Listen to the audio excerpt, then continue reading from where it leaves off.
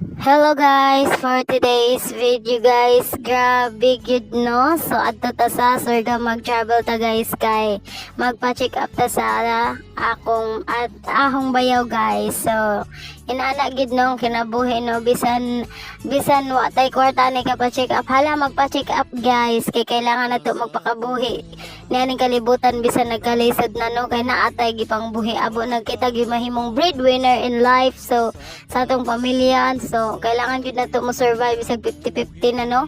Bisag di na kita ganahan mo ginhawa. Hala ginhawa gihapon kay naatay gibuhi. So magpauban ko rin you guys at ta sa Surigao guys, and sad to say guys lakta-lakta ang atong pag-take of video guys kay murag daghan gyud kaayo kog dala no.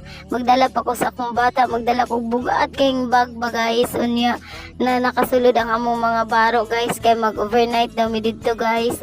And then pagkahuman guys magdala po kog pasalubong para sa aking nagpalaki didto sa Surigao guys. Sa una sa Batanon pa ko guys, karon namin yun ako nabuwag ko nila, and then wala ko kahatag bisag kasa so maghatag tano ug pahalipay bisan og ginagmayra ba guys. So mao to guys mag-uban ta guys pag adto sa Surigao. So enjoy watching my videos guys, and please subscribe me guys, likes my videos if ever na gustuhan nyo guys kasi tayo yung breadwinner so we need to survive. So guys dako na gazet kaadyo nga tabang ang inyong pag-subscribe o pag like sa akong video. Thank you so much guys. It's a very big help na for me and to my family. Thank you so much guys. Enjoy watching my videos.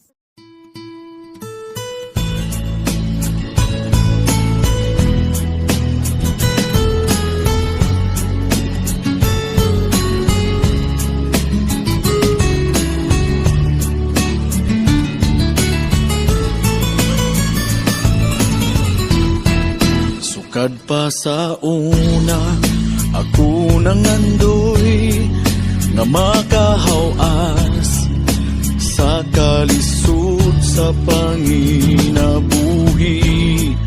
Apanon saon nga pobre man lang ang namatan ko nga